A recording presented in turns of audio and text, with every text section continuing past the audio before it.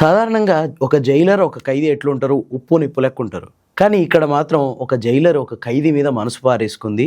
అది ప్రణయానికి దారి తీసింది. ఆ ప్రణయం పెళ్లి వరకెళ్ళింది. అంతేకాదు ఇది ఇంటర్ రిలీజియన్ మ్యారేజ్.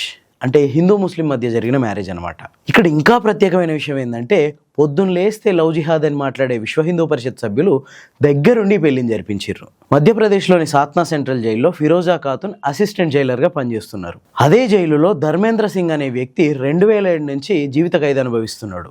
ధర్మేంద్ర తన సత్ప్రవర్తనతో జైలు అధికారుల నమ్మకాన్ని గెలుచుకున్నాడు.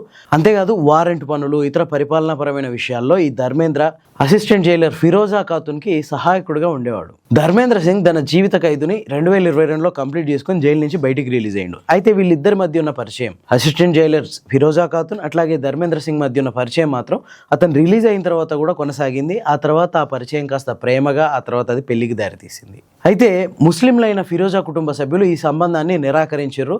విహెచ్పి సభ్యులు దగ్గరుండి ఫిరోజా ఖాతున్కి, ధర్మేంద్ర సింగ్కి పెళ్లి జరిపించారు. సాత్నా విశ్వ హిందూ పరిషత్ జిల్లా అధ్యక్షుడు రాజ్ బహదూర్ దంపతులు స్వయంగా అమ్మాయి తరఫు నుండి తల్లిదండ్రులుగా కన్యాదానం కూడా చేశారు.